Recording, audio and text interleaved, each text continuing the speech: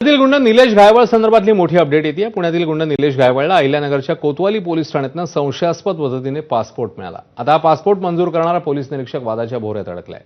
Passport मंजूर करणारा कोतवाली police ठाण्यातील पोलीस निरीक्षक विकास वाघ नावाचा पोलीस निरीक्षक तैनात होता हे आता समोर आलंय.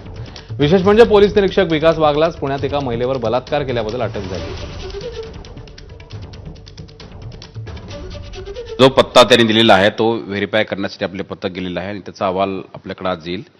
बाकी रिजनल पासपोर्ट ऑफिसरला पण आपण पत्ता दिलेला आहे. विजा जे सेंटर आहे त्यांना सुद्धा आपण पत्ता दिला आहे. त्यांचा आजपर्यंत रिप्लाय अपेक्षित आहे. त्यांच्या डॉक्युमेंट्स आल्यानंतर व्हेरीफाय करून जो पुढची जी आहे कारवाई त्याच्यामध्ये केली जाईल. पोलिसांना त्यांनी एकदम वेगळ्या पद्धतीने एक चकवा दिलाय म्हणायचं. याच्यामध्ये तेच सर्व जो स्टार्ट टू एंडचा जो प्रोसेस आहे किंवा जी घटना आहे त्या संपूर्ण घटनेची पोलीस याच्यामध्ये व्यवस्थित सखोल चौकशी करत आहे आणि ज्या घटनेमध्ये इन्व्हॉल्व जे कोणी असतील त्यांची पण चौकशी पोलीस या ठिकाणी करेल.